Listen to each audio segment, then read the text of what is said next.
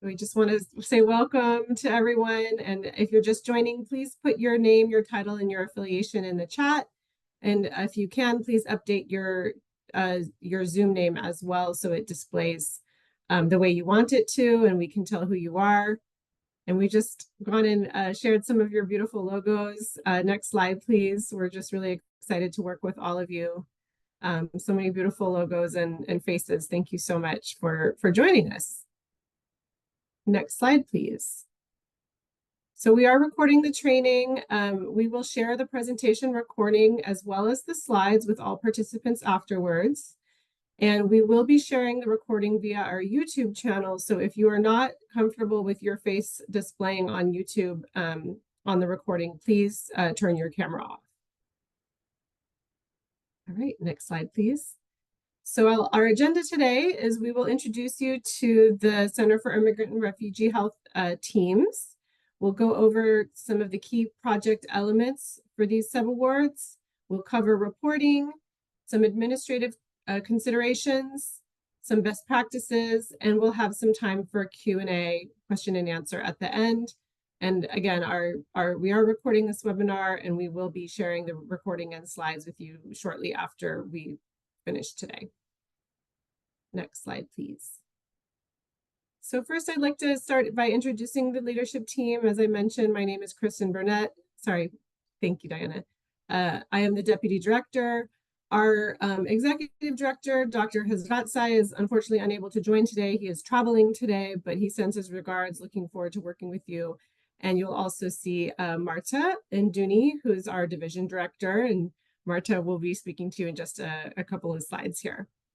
Next slide, please. And next up, we have our fantastic admin team, Susan and Diana.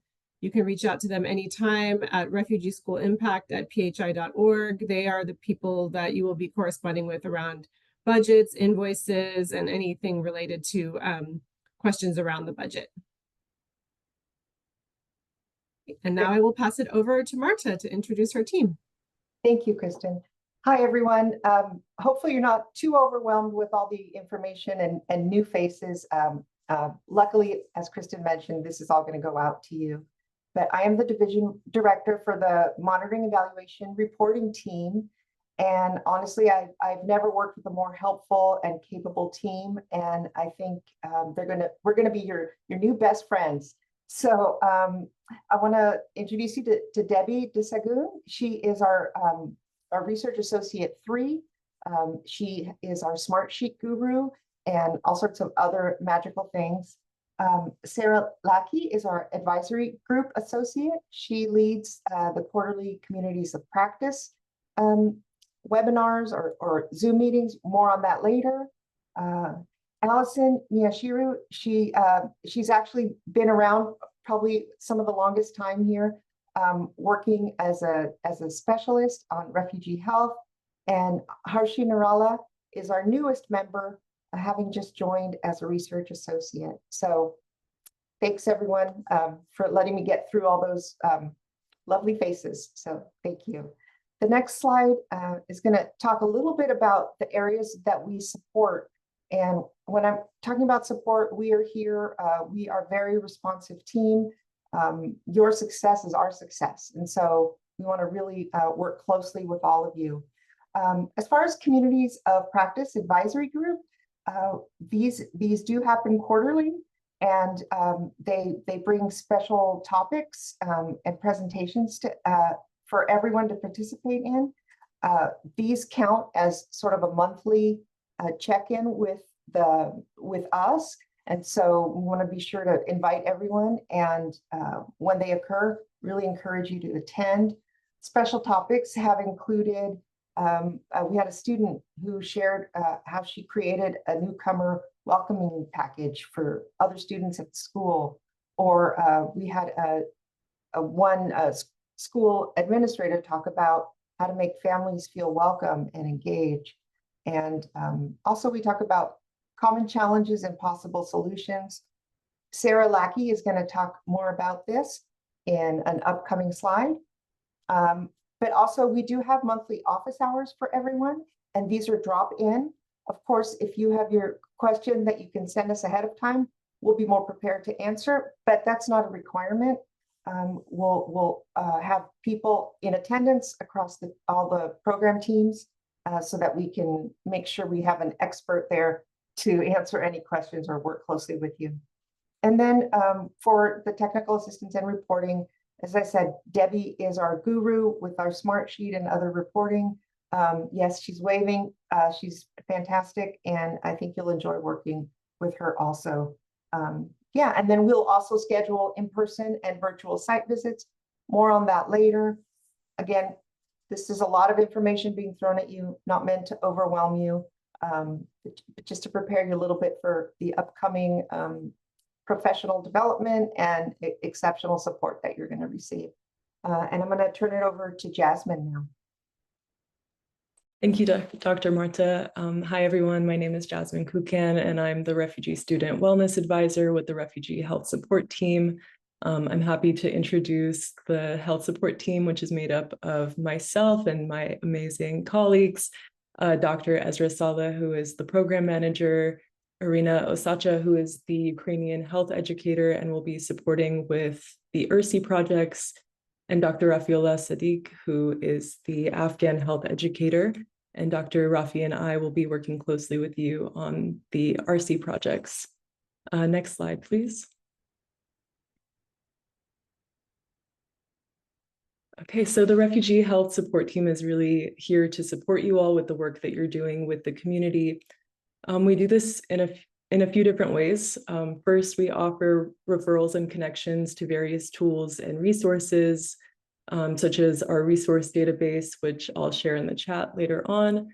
We also offer presentations and webinars on a range of topics related to refugee and immigrant health, and are also happy to tailor those trainings to your needs and really open to your feedback about what kind of training support you'd like to receive. We also offer individual consultation if you're having challenges with program activities or outreach, or even want consultation on individual cases. We're happy to meet with you and your team. And our team is also made up of Dari, Pashto, Ukrainian, and Russian speakers, and we're happy to provide review or support for documents that have already been translated. Now I'll pass it to Dr. Rafiola to share about our training and webinar schedule. Thank you very much, Jasmine. Hi, everyone. In this slide, I would like to highlight some of the key presentation and webinar that our team has facilitated or will be facilitating within year 2024. As you will see in April 2024, May, June, July, and September, we had successful webinar and presentation on important topics such as basic needs support through a trauma-informed care, introduction to Ukrainian refugees, and strengthening refugee community through education, introduction to Afghan refugee, challenges in mental health services for Afghan refugees.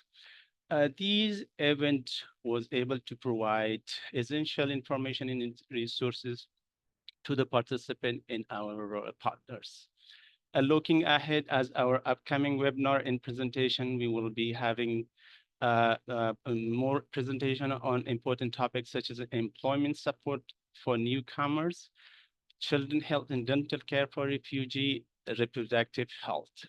And for your kind information, our next webinar will be in December 2024. And our team will be sending invite with the exact date and time, and we'll let you know when exactly the webinar will be happening. And also, if you are interested with our previous topics and presentation, you can just use this link to look at the previous topic and presentation. Thank you all, and we are looking forward to continuing this important work with all of you. And now I would like to pass over to my colleague, Dr. Esra. All right, thank you so much, Rafi. Hi, everyone. Nice to meet all of you. So in this slide, I would like to highlight the key elements of the ARSI, S2S, and URSI projects, which are designed to support the academic performance and successful integration of eligible Afghan and Ukrainian newcomers and their families. So the focus is on providing linguistically and culturally responsive services tailored to the unique needs of these communities. To achieve this, the activities should be delivered using a trauma-informed approach. This means to ensure that the services do not exacerbate any trauma that Afghan and Ukrainian youth and families might have experienced. Also, policies and procedures should be in place to sustain the well-being of the staff, including practices for preventing secondary and other trauma. Under this agreement, services are prioritized to communities that are underserved, hard to reach, and low income. Next slide, please. Okay, allowable activities under this project are focused on 5 key areas: connections for basic needs support, family engagement and empowerment, youth engagement and development, school enrollment support, and building the capacity of service providers. The funding is prioritized to local education agencies and community-based organizations across California that serve regions with a high influx of eligible Afghan and Ukrainian youth and families.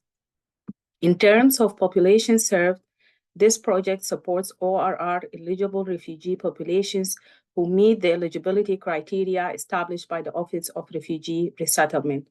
My colleague Alison will be providing more details on the eligibility criteria in the following slides. Over to you, Alison. Thanks, Ezra. Hi, I'm Allison, and I'll be talking about the eligibility for the ARSI S2S program. So this program is focusing on ASA eligible school-age children. So that's the Afghan Supplemental Appropriation, the children and their parents. And by school-aged, ORR is referring to children who are entering school. So that could be preschool or pre-kindergarten through the age of 18. If there is someone who's over 18, but they're participating in high school or a high school equivalent GED program, they would also be eligible to participate. So in the next couple slides, I'll be talking about 6 main categories of eligible populations. So to start with category number 1, we have Afghan humanitarian parolees. So these are citizens or nationals of Afghanistan who were paroled into the US between July 31st, 2021 and September 30th, 2023. There are additional categories 2 and 3 who are eligible if they arrived after September 30th, 2023. That includes number 2, who is a spouse or child of an individual described in category 1, who was paroled into the US after September 30th, 2023. And then category 3, Afghan humanitarian parolee, who is a parent or legal guardian of an individual described in number 1, who was determined to be an unaccompanied child, who was paroled into the US after September 30th, 2023. For all of these eligible groups, their date of eligibility would end March 31st, 2023, or the end of their parole term, so whichever is later, or it might be adjusted depending on if they obtain another OR eligible status. So for many humanitarian parolees, they've applied for re-parole or asylum as an adjustment of status, so their eligibility continues beyond that March date. Next slide, please. Additionally, Afghan special immigrant visa holders who have arrived after July 31st, 2021 would be eligible. They are eligible based on their date of arrival, which is noted on their I-94 document, and their eligibility lasts for 5 years after their date of arrival. Additionally, for OR eligible Afghan refugee populations, if they arrived after July 31st, 2021, they would be eligible. Similarly to SIVs, their date of arrival is their start date, and their eligibility continues for 5 years past that date of arrival. And then finally, Afghan asylees. So those are folks who have been granted asylum after July 31st, 2021. They would be eligible to participate, and their date of asylum granted begins their eligibility for services, and their eligibility lasts for 5 years after their date of asylum. Next slide, please. So now I'll review some of the documentation that you can use to confirm eligibility. Again, you'll see a lot of different documents here, and depending on the entry status, that will denote which documents you can use to check for eligibility. You don't have to memorize any of this. It's all listed in the policy letters and on the online ORR documentation guide, but we'll just do a little review for the moment. So for Afghan special immigrant parolees, you can check the I-94, the arrival departure record, or the employment authorization documents and look for specific codes to confirm their eligibility. For Afghan special immigrant conditional permanent residents, you can look at their foreign passport, their green card, or their employment authorization documents to confirm eligibility. Next slide, please. For Afghan humanitarian parolees, you'll see the I-94, the passport or the employment authorization document can be used. And for Afghan special immigrants, the green card, the foreign passport, and the employment authorization documents are also acceptable. Next slide, please. For refugees, you'll look at the I-94, the employment authorization document, the I-571, the I-730, or the arrival departure card.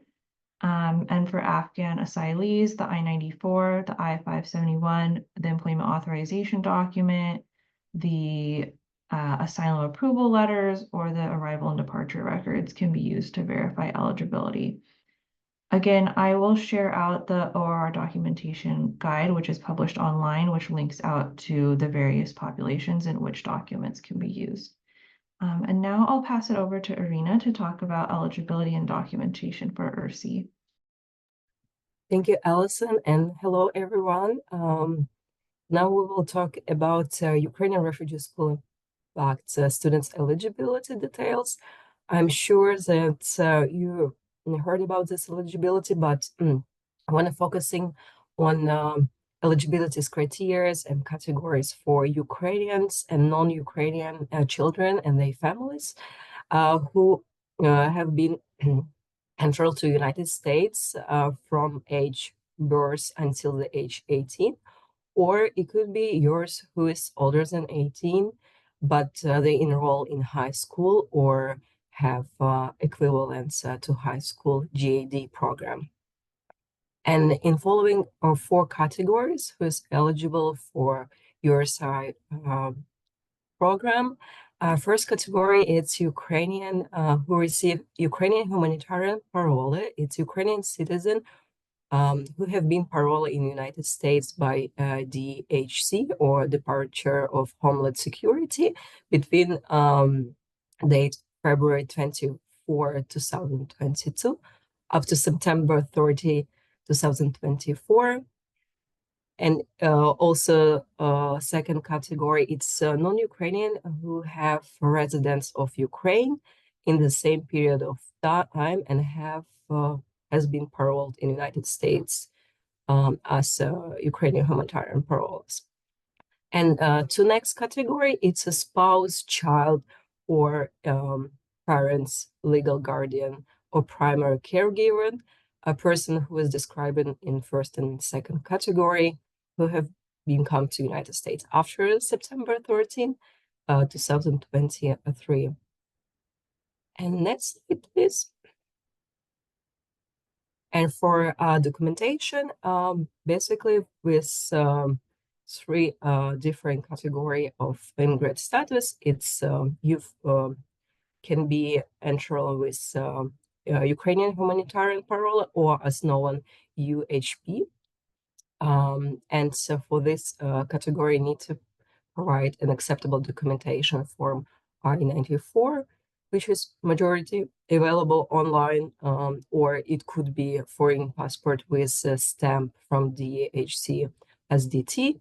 It's for people who came from like Mexican border, and after launch a program of U4U, they might have U4U stamp or UHP in a passport. And second and third documents can be provided. It's authorization of work.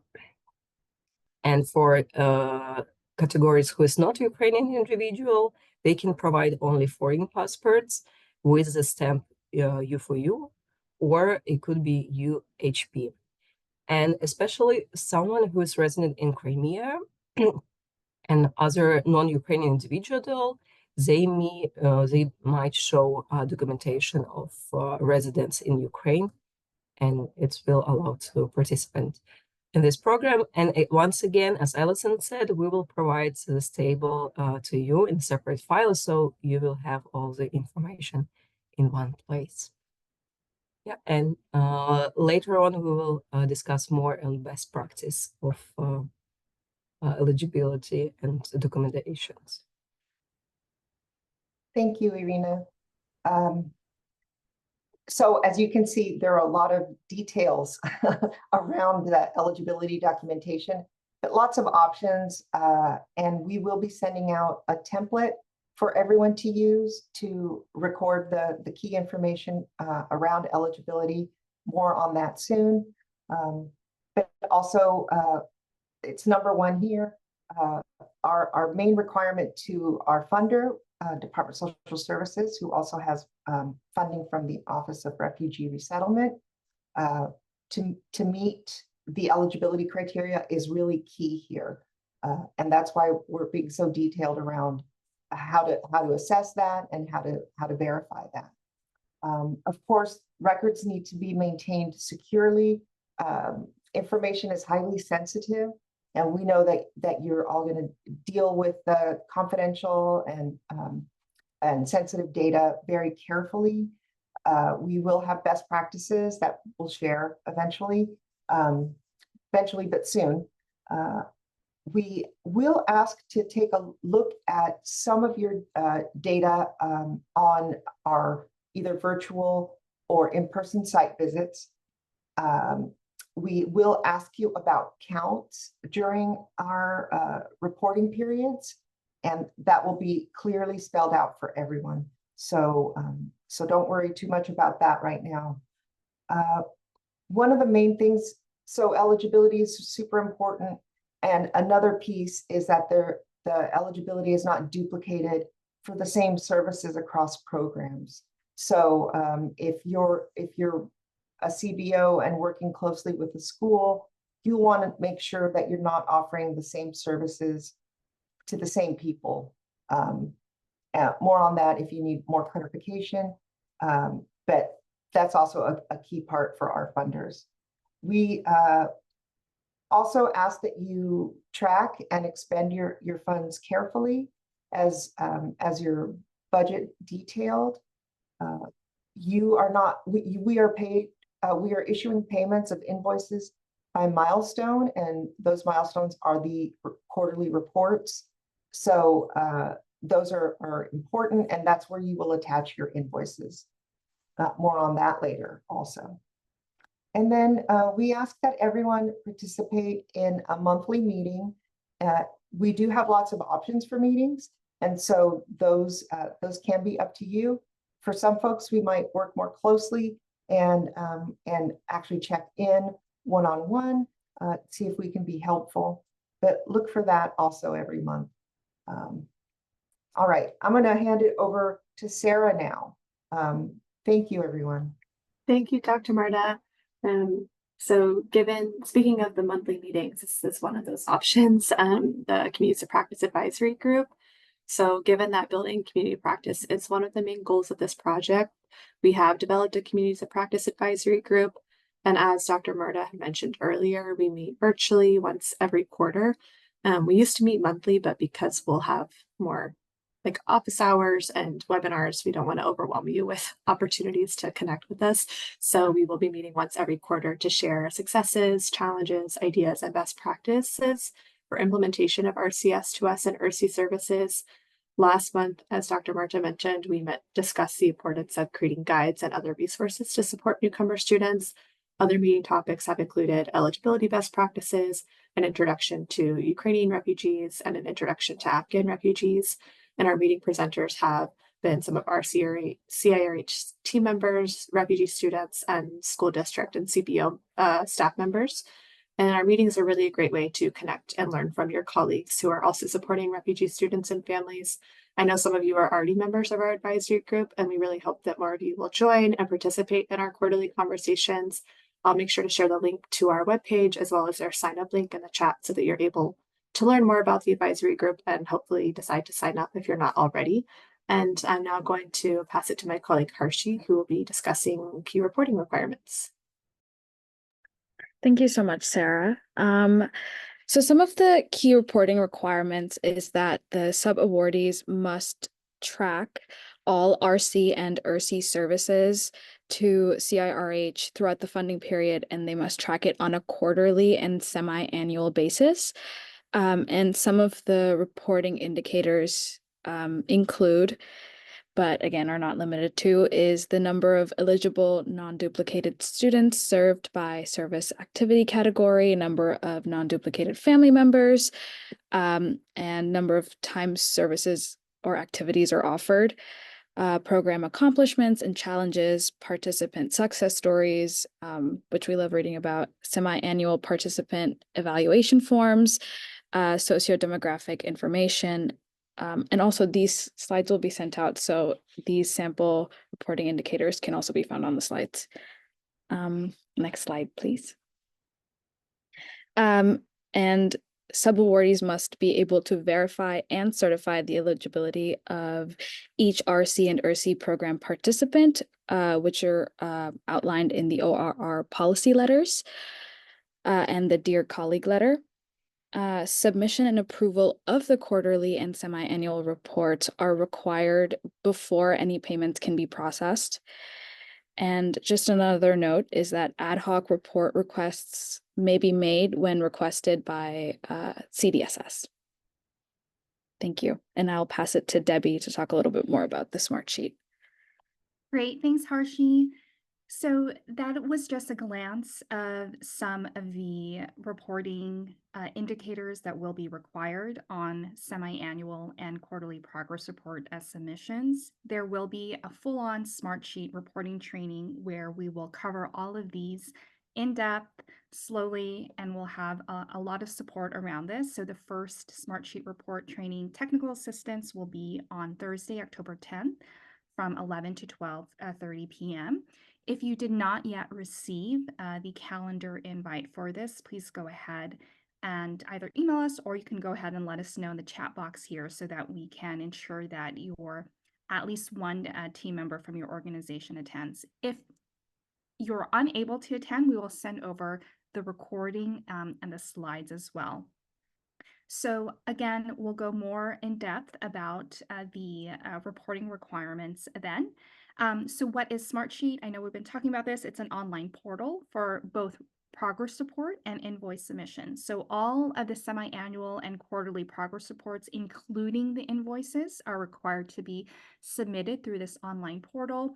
You don't need a login or a password. It's accessible year-round, and based from other grantees who've submitted reports here, it's pretty user-friendly, and if you have all the data ready to submit, it takes about maybe 20 to 30 minutes to complete these reports. And we'll provide that link at the upcoming reporting training. On the next slide, you're just going to see a quick preview of the Smart Sheet homepage. We'll go through this again, all of these sections and how to submit reports through this portal, but just wanted to give you a preview of how it looks like. And on the next slide,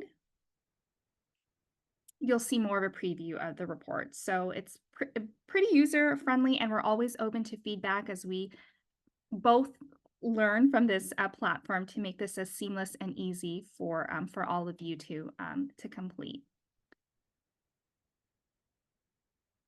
And on the next slide, before I hand it over to Susan, so just an important reminder, for those CBOs or other sub-grantee entities who have an executed contract already and it is finalized, you are required to submit the semi-annual progress report for reporting period April 1 to September 30 of this year through the Smart Sheet portal. So this semi-annual report, it was intended to be submitted. Technically, the due date was September 10th, but if you have signed off and you have a final executed contract, say you have a signed contract as of today, this semi-annual progress report will be due next Friday, October 4th. And we asked that all subgrantees, regardless, so if you have an executed contract, this report is due. This report is due regardless if ORR eligible RC and URSI participants have been served during this period. Because the report has other sections not related to participant numbers, such as personnel information that we might need, your processes around participant eligibility, and other program development questions that we do want to assess at this time. For those of you who have executed contracts the past couple days, you will see that an email has gone out regarding this really important reminder. There's also a short instructional recording how to submit this. For many of you who have executed contracts, many of you have not served eligible verified participants yet. So a lot of these fields are going to be 0 or NA and a couple of sentences on programmatic questions. So it should be quick and easy. And I'm happy to be on the phone or on Zoom one-on-one to get this report to us in this expedited manner. It should take about 15 to 20 minutes. We know it's a short time frame. It looks scary on the slide, but it shouldn't take more than 30 minutes max to submit this back to us. At this time, I'm going to go ahead and pass it to Susan, who's going to cover key administrative elements. Thank you, Debbie. Well, we wanted to put these slides together to introduce you to the invoicing process and the reporting timeline. So as Debbie noted, there's quarterly progress reports or a semi-annual report that have to be submitted quarterly along with the invoices, which are going to be due at the 10th of the month at the end of each quarter. And you'll see that as we go along in slides. Payments are going to be made according to the fixed price amount upon approval of deliverables. Exhibit B of your contract will outline the dates and the deliverable and the amount that you are going to be invoicing for. On your invoice, you're going to include the following: the catalog of federal domestic assistance number and program title. So there's the CFDA number, the program title, and the PHI agreement number, which is located on the top right-hand side of your subaward agreement. Next slide. These are the reporting dates. So the first two, the first one, upon fully executed award, when you have executed your award with PHI and it's fully executed, you'll receive an email from me on the next steps on the payment for just this one deliverable. This will not go through Smartsheet. We'll do this through email. So if you've recently executed your award, I'll be in contact with you in the next day or two, but usually when the awards are executed, I'm in touch with you that day or the next day. And then we're going to talk more about the submission and approval of the first semi-annual report, which, as Debbie stated, was due September 10th. And we've got information on catching up with that payment. And then we have the dates for the last quarter, December 10th, and for March 10th and June. Next slide. Okay, so to catch you up, because you may not have an executed agreement yet, you may not have received your agreement yet, but sit tight, you will. The initial payment upon execution, as I stated, you'll be contacted from me regarding the submission of just this one invoice. For the report on that schedule that was due September 10th, this is what we ask you to do to receive your second payment. You need to submit the semi-annual report, as Debbie stated, and it can include the implementation, can include planning activities, hiring activities, obtaining space for activities, establishing MOUs, onboarding, attending meetings. So you're going to include all of that information in this report. And along with this report, you're going to submit an invoice with the amount listed, as I stated, in your Exhibit B of your agreement. This will be due 5 days after your executed contract. Next slide. Just remember that California, when traveling, you're going to use the California State Department of Human Resources rates that are located on this link. And the big question I know that a lot of people have, they're receiving their contracts and they're noting that if you had a $50,000 award for the 2-year period, you're getting a contract that states $25,000 or whatever your current year budget was for this period through June 30th. That is not a mistake. These contracts are coming to you with a project. I think the budget period runs through June 30th, 2026, but the amount in the contract is just for this current period through June 30th, 2025. Once everything's executed at a later date, we will be sending an amended contract with the additional funding for the period 7/1/25 through 6/30/26. Next slide, and I believe I'm going to be passing this over to my colleague, Kristen.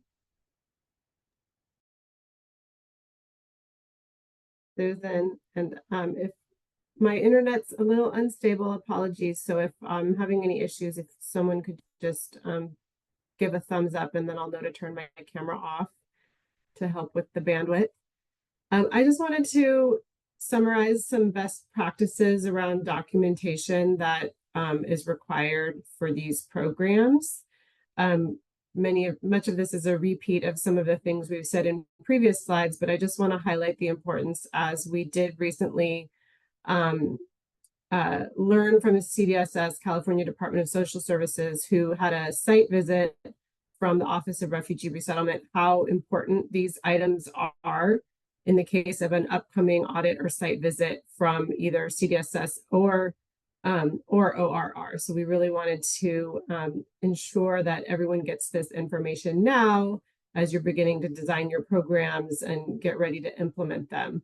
So maintaining service records is very important. So an individual case file for each person that's receiving services, that could be a student, a family member, with an evidence of the service that they were provided based on your work plan. You're all providing different services across the 5 categories. It could be basic needs support or youth engagement activity, but we want to have that clearly marked in each individual case file, what service they received and on what date. And here's an example. Suppose you're offering a parent engagement class. Each parent should have their own file that denotes the date they attended the parenting class. Just a copy of the class sign-in sheet would not be enough. That a copy of that could go in each individual's file, but just the sign-in sheet with all the names on it was not what ORR preferred. Second, and we're going to be going over this again and again and again, eligibility is very, very important. We shared previously some eligibility tables. They're also attached to your contracts. It's very important to ensure that you're documenting eligibility for the students that you serve, and you can't serve the parents or family members without documenting that their student is eligible first. So please, please, please, get eligibility documentation for the students that you're serving. Make sure that you keep these in a secure place and that you keep a copy of their eligibility documentation. We're always here to support you if you have questions about this. I know it could feel a little bit complex, but you are expected to keep a copy of the eligibility documentation on file in a secure location. And we also just want to remind everyone that based on the terms of this award, that all documentation is subject to review. Obviously, it will be done confidentially. That could be by the PHI team, by the California Department of Social Services, or the Office of Refugee Resettlement in the event of a site visit. And if that's the case, we would give you at least 72 hours notice that there might be someone coming and reviewing any case records. We don't expect that to happen anytime soon, but we just want to make sure that everyone's aware of this. And I will pass it back to Sarah now. Thank you, Kristen. We do have some announcements and upcoming meetings to take note of. So on Thursday, October 10th, we'll be holding a smart sheet and reporting training to instruct you all on how to use the platform and the reporting requirements that we're asking for. I believe you all should have received the Outlook invite with the Zoom link by now, but if you haven't, please let our team know. We'll also be sharing a survey after this meeting where we're inviting you to share your team's contact information and also indicate your availability for monthly office hours. So please keep an eye out for that so that you can complete it promptly and we can add that information to make sure everyone gets the communication they need and get those office hours scheduled. Our next advisory group meeting is tentatively scheduled for December 12th. So please make sure you sign up to be a member if you haven't already so you can receive meeting information and invites. And our team will also be connecting with you about virtual and in-person site visits. Each year, we'll schedule one in-person and one virtual site visit with your team, though those likely won't begin until 2025, so we'll keep you posted on that. And lastly, we're planning an in-person conference next month at UC Davis, and I'll share more information about that on the next slide. So first wanted to thank those of you who have already registered for the conference. We're really excited. And for those of you that haven't, the conference will be held at UC Davis on Friday, October 25th from 9 a.m. to 5 p.m. And we'll focus on improving academic success and promoting wellness for Afghan and Ukrainian refugee students. I'll make sure to share a flyer with more information about the conference in the chat.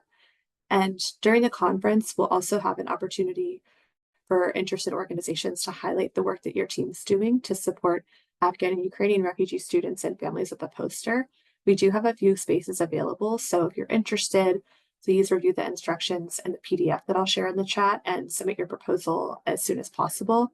We do have a really great group of speakers thus far and are really excited and again appreciative of those of you that have registered already. So if you haven't done so, please register at the link that I'll share in the chat.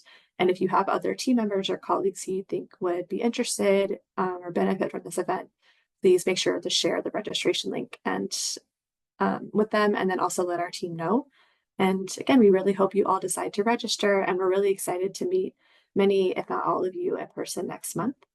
And now if you can go to the next slide, we'd love to take some time for questions. I know there have already been some in the chat, so we'll make sure to address those. But if you have others, please keep sharing them in the chat, or you can raise your hand to share verbally.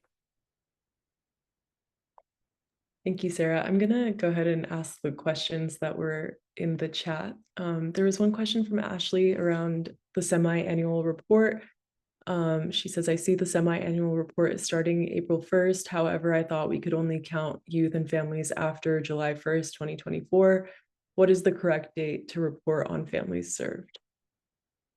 Sure, I can take that one. Thank you. This is a great question. So the report that we at PHI have to fill out to turn into CDSS is a semi-annual report that starts April 1st and ends, I guess that's September 30th.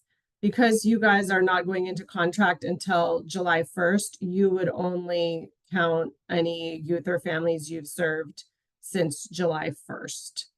So it's technically not a semi-annual report in this case, but we're keeping the same time frame that CDSS uses and just acknowledging you are starting halfway through that semi-annual report period. And then the next semi-annual report period, you'll have a full 6 months of students and others served. And I want to invite my MER monitoring evaluation reporting colleagues to jump in if there's anything missed. Just a general comment that when reporting on that smart sheet portal, we will be explicit about the dates you are reporting for. So you don't have to memorize all of this, luckily.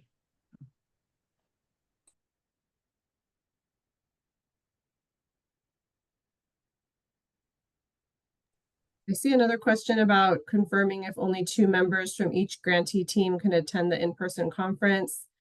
I believe that's what we are starting at as we're waiting to see how registration goes, but there's a possibility that there could be more. Please reach out directly to Sarah around that if you have questions or if there's others you'd like to invite.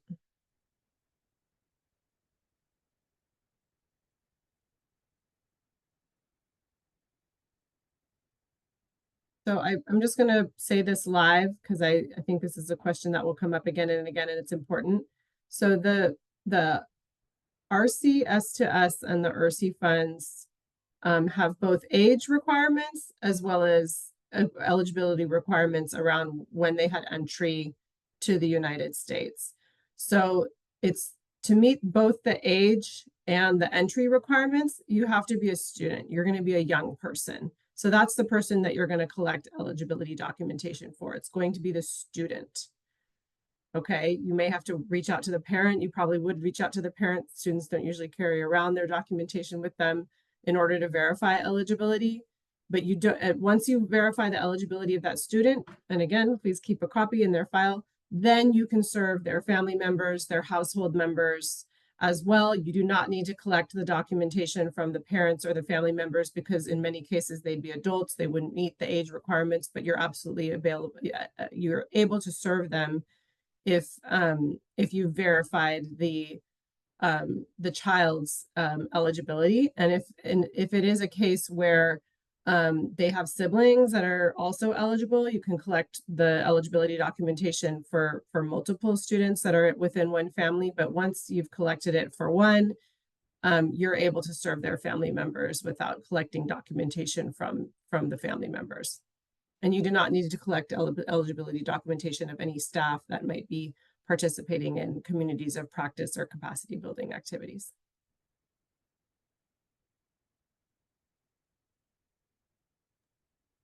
I just want to address a question that was in the chat as well about when you'll receive your contract. It depends on when we when we've received and approved all of the paperwork. 99% of them have gone to our contracting department, so they're trying to process them as quickly as they can. There's a thorough review process through our contracting department and then several layers of signatures before they can go out the door. If you haven't received your contract in the next week and a half, please reach out to us and then I can look at your individual organization and see where we are with the contracting status. But be patient because I know a whole bunch of them were going out the door today. So we are trying to get them out to you as quickly as we can.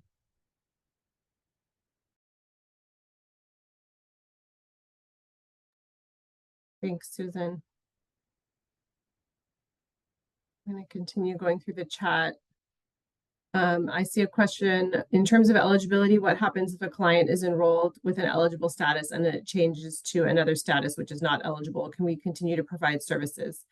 You can provide services to that, but you wouldn't report that that student. I think it's fairly unlikely that that would happen, but I'm going to ask if maybe one of the team members wants to say more about that, perhaps Allison or a member of the health support team. Sure, I can chime in. Yeah, I would say that as far as participation in the program goes and reporting that, OR is only going to count for eligible students and their family members. So if they are adjusting in their status and they don't obtain another OR eligible status, they wouldn't be eligible for continuation with the services in the program as far as like reporting and all that goes. I think it would be best to, have backup programs and partners who can continue to support with those needs if there is a change in eligibility. Thanks, Allison.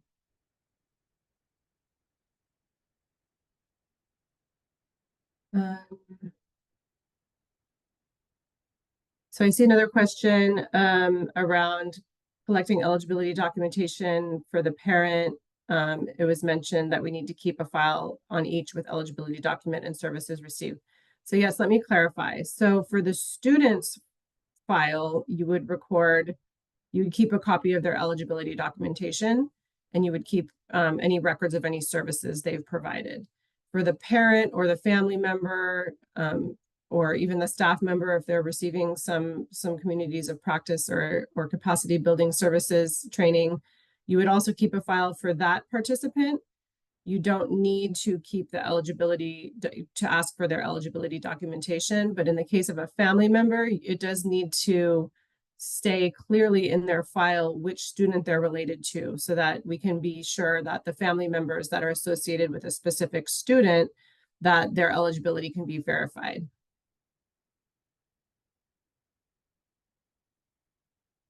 And then as well, you would want to keep the records of services for all.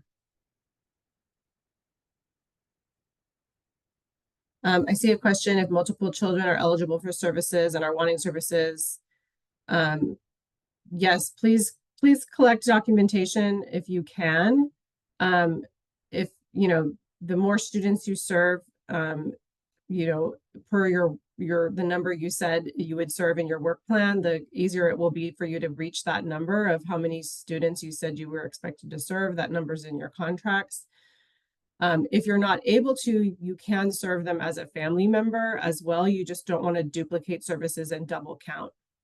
So if the student has siblings that are also eligible students, please collect their eligibility as well if you can, and count them as students. If you're not able to verify their eligibility for some reason, you would count them as a family members, just not both.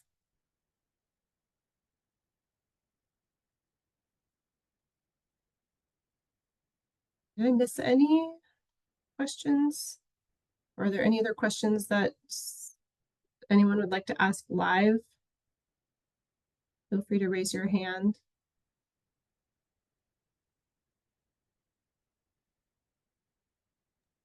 Kristen, there's Oh, I see. Go sorry. ahead, Berta. Yeah, there's a new question in the chat about what record of services do you require if a sign-in sheet isn't sufficient? So maybe repeat what those records might be. Yeah, is it possible to go back to slide 34, Diana? Thank you. So I think what we learned in this most recent site visit from ORR is that just having the sign-in sheet with multiple names isn't enough. They want to have an individual case file for each person served. And in that, you could create like an intake form or some sort of form that just to record the different services they've received on different dates. So you could say they attended a parenting class on this date, or they received basic needs support on this date. The point is that they want to have all of the different services that one individual received all in one place. So there's a variety of ways to do that. You could keep a log, you could do an intake form. We can share some examples as well. But that's the goal, is to have, you know, each individual person served to be able to easily find what service they were provided, which category it was in, basic needs support, school enrollment support, etc., and the date.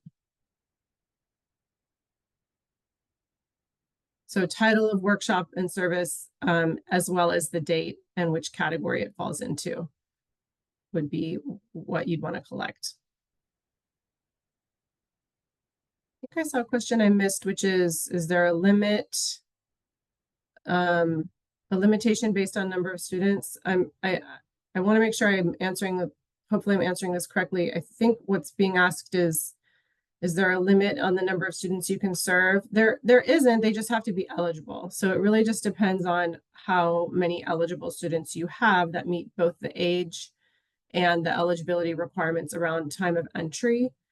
And you know, the eligibility requirements and the documents slides that you were earlier in the presentation presented by Allison and Irina have all of that information, and those are also attached to your contracts as one of the exhibits.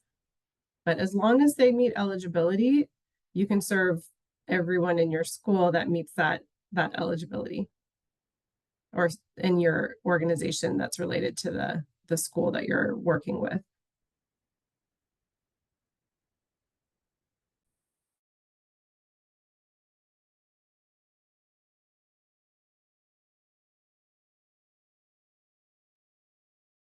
All right, we've got more questions coming in, and I know we're almost at time. Kristen, do you think we can do one or two more? We're I actually believe we scheduled- have until 1:30, so yes, we have time. Okay. All right. Sorry about that. All right, so let me go back up. Someone is asking if we are distributing the funds for the first year or expecting it to be a reimbursement model. And Susan did answer that you would invoice for a fixed price, and the milestones are reported in your quarterly reports, and that's when you submit your invoice. So you don't have to prove that you spent those funds. You just are on a sort of Right, you have to have records, you know, if you're audited, but if you have a $50,000 contract for this current year, you're going to be paid $10,000 upon execution of contract, and each one of those 4 deliverables, once they're approved, will be $10,000.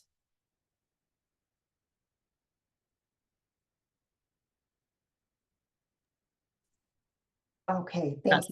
So these are deliverable-based contracts. So you have to meet a certain number of deliverables, and then you receive a fixed price payment. It's not a cost reimbursable model.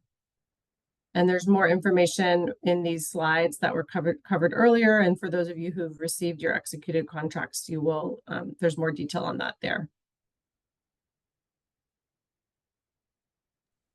Thank you. Another question came in around collecting eligibility documentation. Are we going to provide formal intake forms or signatures that they need to keep on file to provide to PHI? So we will be sending out, it's going to be a spreadsheet. It's going to look like a spreadsheet with all the elements that we're going to ask you to collect per individual, individual that you've collected the eligibility documentation for. So that's coming. It'll be very clear what you're going to be expected to maintain. So I hope that's helpful. And I really encourage everyone to come to the Smart Sheet reporting orientation on October 10th, because we'll talk about things like that. And okay, so Kristen has answered a question. I'll just repeat it. If CBO is also going to be serving staff members associated with the districts serving eligible students, do they need individual files? So Kristen is answering yes. Anyone who receives services should have a file where the services they have received under the grant is recorded. So Kristen,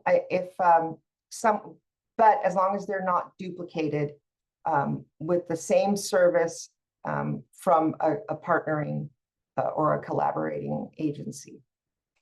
So for example, if you're providing family support services to an eligible student under your organization, they can't also be charging at your collaborating organization for that same student for that same service.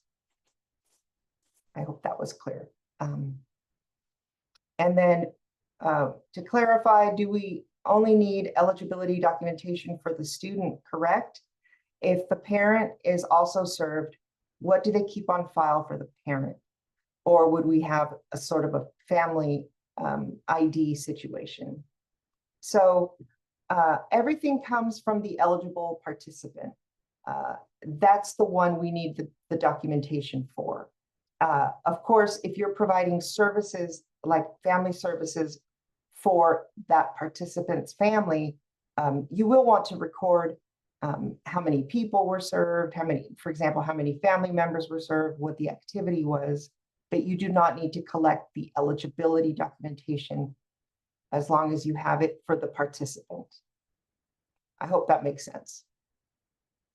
Yeah, I'm going to clarify a little bit more. So say you have a student who's eligible and they have two parents and a grandparent that they live with.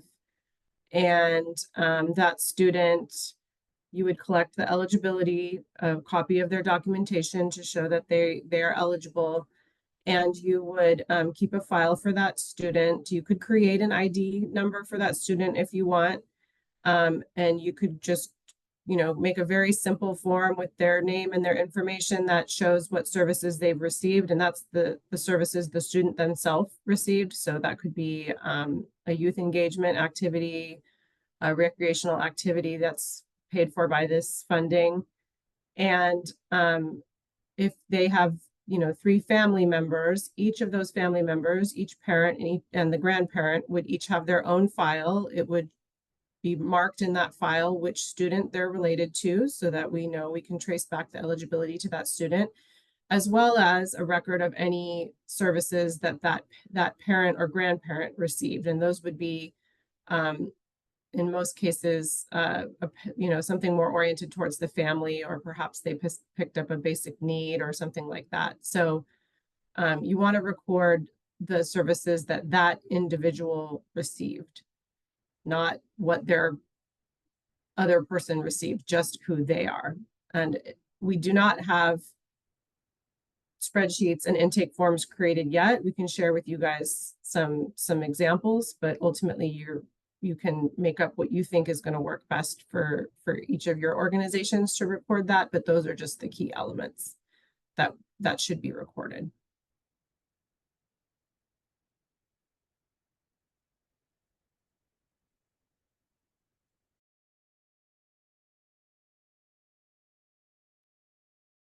I'll also mention briefly that we are going to send out those elements. We're going to ask you to collect. We're going to send that out to you next week. We're also going to provide each CBO a license to Smartsheet, so you can collect that information in your own portal. It is not shared with anyone. It is your own portal. That's why you're each getting a license. And more information next week will be forthcoming.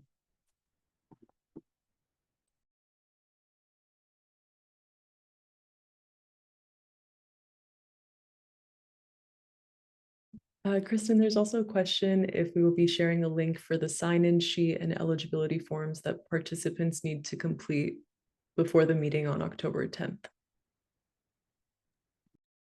We don't have any forms like that created for you. What we're referring to, or what Marta was just referring to, is the Smartsheet training on reporting. But as far as individual case files, we don't have templates for intake forms to provide you yet. We can work on those. We've been really busy trying to get all the contracts out, so that's on our list to share something, but ultimately you can create something yourself as well. But you want to capture the name of the participant, the student they're related to, if they're a family member. You can also keep a file for a staff member. They don't need to be related to a student. And you would want to keep a record of the services that they provided, that you're providing under your work plan, and the category. If it's basic needs, family engagement, youth engagement and empowerment, school enrollment support, or capacity building. I see, what accounting does PHI use for processing our invoices, accrual or cash-based model? I'm going to pass that one to Susan. Thank you. Well, these are fixed price, so you don't have to accrue the expense before we pay you. So I hope that answers your question.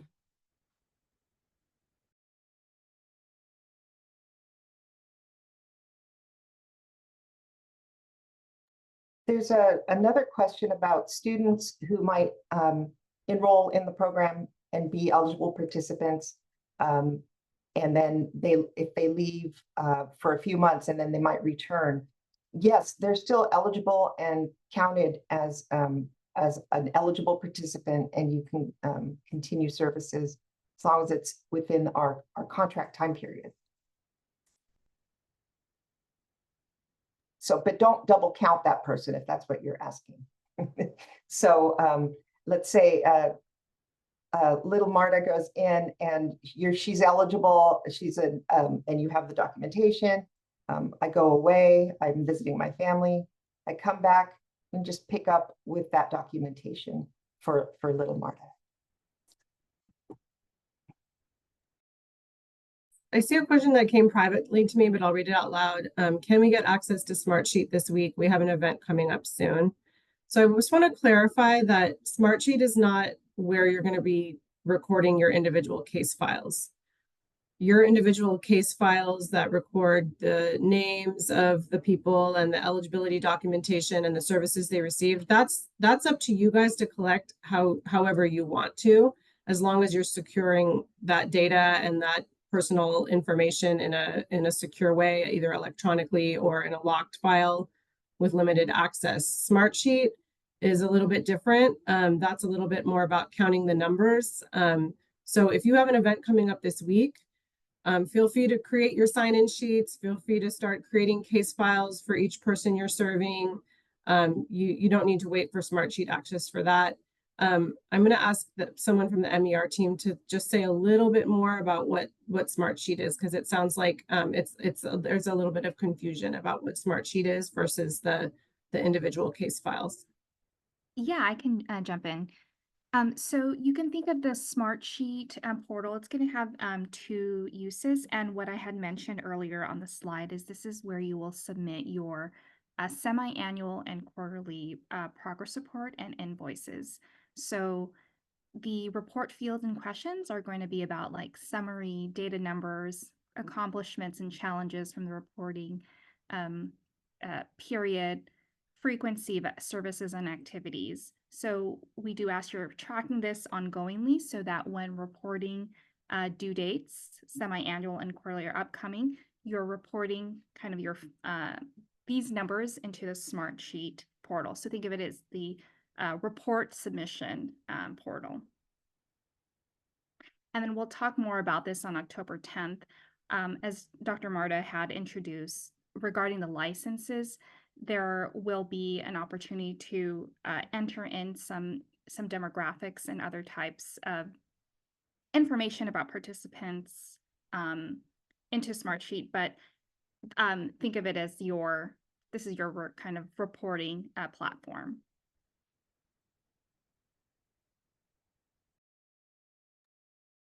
And I'm gonna tag on to that one. Thank you, Debbie. So as Debbie mentioned, this is our Smartsheet reporting platform. You don't really know it's Smartsheet, but when you log in, you're gonna log in under our license, our Center for Immigrant and Refugee Health licensing. And that's where everyone is going to submit their reports. Aside from that, there is a list that we're going to ask each of you to keep of your participants, their eligibility documentation, the activities they've been doing, on and on. And that is solely for in case of an audit, you're going to maintain this documentation. PHI does not want to see it, and nobody wants to see it. Please don't share it. And, that's why we're sending each of you your own sort of proprietary Smartsheet license, so you can track this, these required elements. Aside from that, Kristen is also mentioning that you should have a case file for each participant. Those case files are not prescribed by us, but that's where you would keep, for example, a copy of their eligibility documentation, and maybe any other notes, program notes, things like that that are more internal, but you will keep that. That is separate from your the Smartsheet reporting individual level data. I hope that didn't, I hope that wasn't too confusing, but we will cover it on that October 10th webinar. So please come to that. This will be clearly spelled out. We're going to have checklists and procedures for everyone. And we will send out the elements that we would like you to collect next week.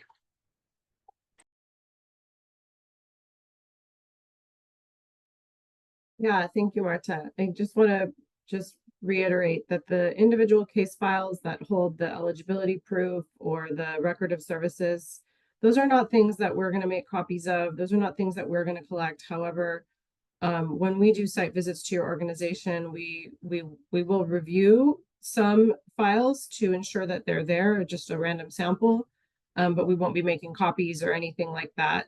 That's just in order to ensure that we're meeting the requirements of the funder, which is, there's a very specific eligibility timelines for this grant, and that's the reason why we need to review them, but we will not be collecting them.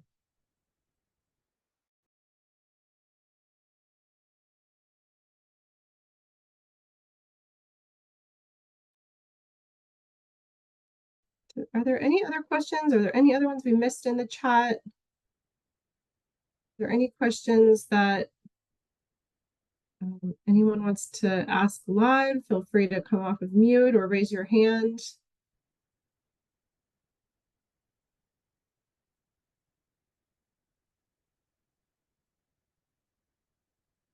You can also follow up at our Refugee School Impact at phi.org email address if you have further questions.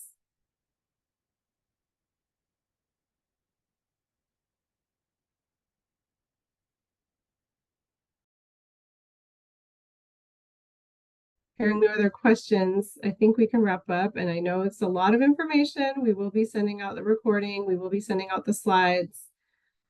Things will become clearer as you receive your contract documents and attend our trainings. And we're always here to support you and untangle all of the complex things around this grant. So feel free to reach out anytime. We're here to support you. If you feel that you need any sort of additional technical assistance or training, we're always just an email or a phone call away. So we will look forward to working with you guys, seeing you at the Smart Sheet training. Sorry, one more question. When will the site visits happen? They're going to happen over the course of next year. We want to give you guys some time to implement and get started. We know you guys are just getting started, so we probably won't be for many months. But they will happen over the course of the next year. And generally each organization will receive one in-person visit and then perhaps a virtual after that. And there won't be surprises. No. We'll work out a visiting date with you. Thank you so much, everyone. It was really, really nice to see all of you. Thank you so much for joining, for all your questions and engagement. And we look forward to working with all of you and working together and networking. And we hope you can all come in person to our conference as well, so we can meet not behind a Zoom screen. Thanks so much, everyone. Have a great day. Enjoy your weekend. Thanks, everyone.